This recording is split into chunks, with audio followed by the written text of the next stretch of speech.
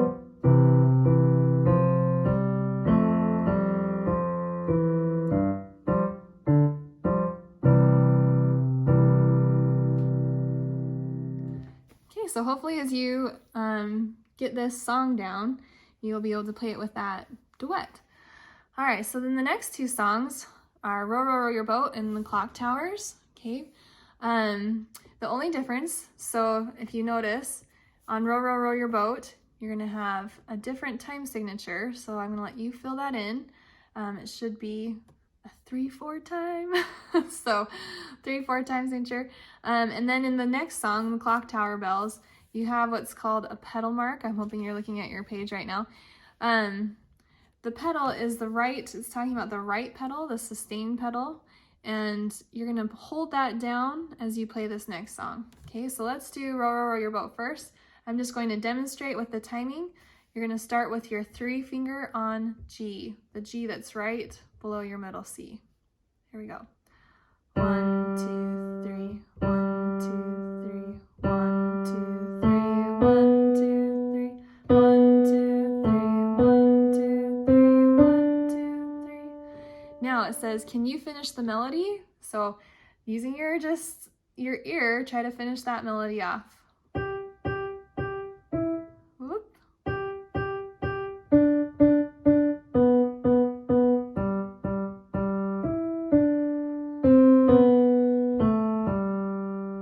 I'm sure you're gonna do a better job than I just did. All right, and then the last one, The Clock Tower Bells, you're gonna go ahead and you're gonna press your pedal as you're playing. So this is what it should sound like. 1,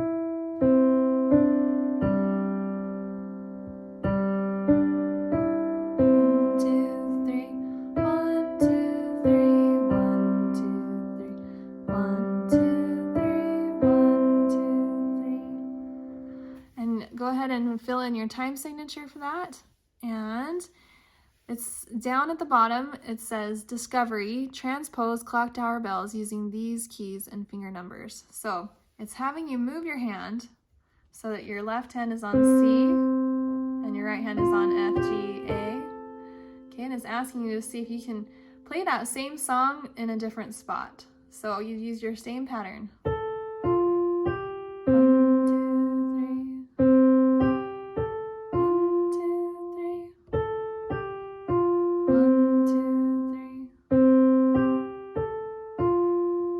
Okay.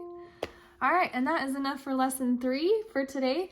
Go ahead and practice these few pages that we've gone through, and see if you can learn your notes a little bit better, and we will continue on in lesson 4.